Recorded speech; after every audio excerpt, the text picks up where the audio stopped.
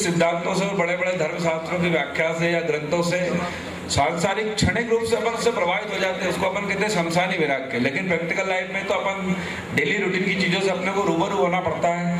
तो क्या वो चीजें हैं जिससे अपना जीवन प्रभावित होता है, उसके संबंध में मैंने छोटा सा विस्तार लिखा है और बहुत संक्षिप्त में उसकी जानकारी दूंगा कि व्यक्ति जब जन्म लेता है तो वो उसका प्रारब्ध होता है। प्रारब्ध को अपन कह सकते हैं कि भाग्य किस आधार पर निर्णय होता है, ये थोड़ी सी डिटेल व्याख्या है कि पिछले जन्म का जो कर्म संचय है, आपके पुण्य संचय, उसके आधार पर आपका प्रारब्ध डिसाइड होता है। तो प्रारब्ध यानी कि क्या, किसी ने बिजनेसमैन का जन्म लिया तो वो उसका प्रारब्ध हो गया कि उसको व्यापारी करना है। किसी ने डॉक्टर का जन्म लिया तो वो डॉक्टर का ही एक उसकी स्वाभाविक वो रहेगी कि वो उसी में अपने उसको आगे बढ़ाएगा। कोई आर्मी में था तो वो आर्मी में ही जाएगा। मतलब जिस तरह के प्रोफेशन में वो जिसने जन्म लिया, सोनिया गांधी के राहुल ने जन्म लिया तो राजनीति करना ही उसका भाग्य या प्रारब्ध ही कह लो। लेकिन इस प्रारब्ध को जो अपना सर्वश्रेष्ठ कर्म के रूप में समर्पित करता है, जिस रूप में कर्म की जो सर्वश्रेष्ठ व्याख्या को अपनाते हुए अपना बेस्ट आउटपुट उस भाग्य के लिए देता है कि किसी ने बिजनेसमैन क्या भी मान लो जन्म लिया, लेकिन उस पीढ़ी को उसने अपने मुकाम तक पहुंचाया, टॉप लेवल पे जिसने पहुंचाया, तो वो अपने उसने कर्म का सदुपयोग किया। तो ये उसने भाग्य को कर्म का सहारा लेके अपने अनुकूल बढ़ाया।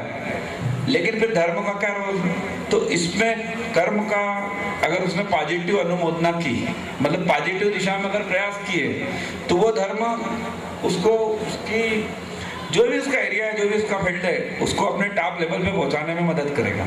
लेकिन वही प्रयास नेगेटिव हो गए तो वही चीज उसके लिए अभिशाप बन जाएगी। एक बहुत ज्वलंत और साक्षात उदाहरण है। मतलब आपने सुना होगा कि टीचर का लड़का ही सबसे पहले बिगड़ता है या पुलिस वाले के लड़के ही सबसे पहले गुंडे बदमाश। मतलब कहना नहीं चाहिए मुझे इस मन से हल्की बात है, लेकिन प्रैक्टिकल उदाहरण है। तो ये क्यों कि उनको भाग्य मिला था, कर्म मिला था, लेकिन धर्म का उन्होंने सहारा नहीं लिया।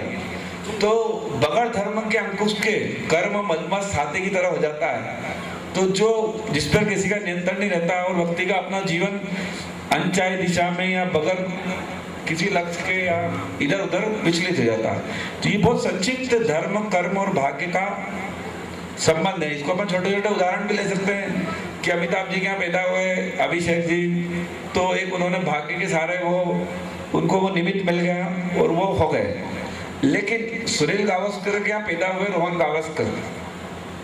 सुनील गावस्कर एक टाइम पे इंडिया पे मेरे ख्याल से टॉप लीजेंड थे क्रिकेट के, उस समय अपन कह सकते थे। तो क्या वो रणजी खेल पाए? जहां तक मेरे को